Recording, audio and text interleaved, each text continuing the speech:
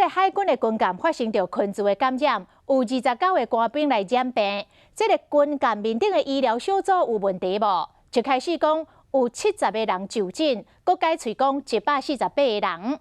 这个就诊的记录嘛为71改变做226改，这个人数就袂输咧前起高里安尼愈定愈多，而且其中有5个人发烧，10个人有呼吸道的症状。敢讲当时无怀疑讲这是新冠病毒咧，也则是有袂当讲的压力咧。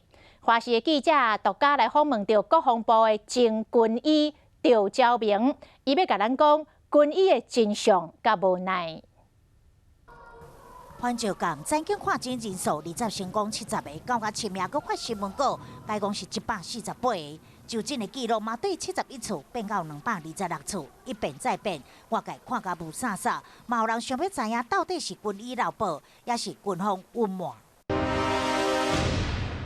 几天之内的所有的门诊数应该做个完整的统计，所以说可能有疏忽1、2个医官的一个看诊量。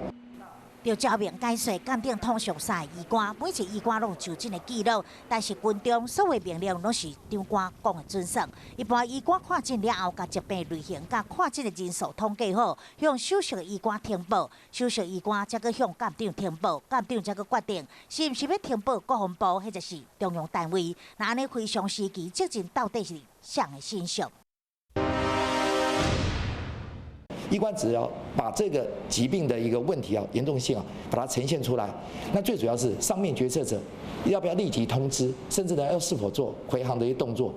前军医赵昭明讲，军中为难的点，就伫海上航行的状况瞬息万变，海军环球舰出海负责国家的门面，明个讲闪就闪，是虾米人的侵犯？感染源又搁对倒位来？目前也是无清楚，希望军方会当赶紧公布真相。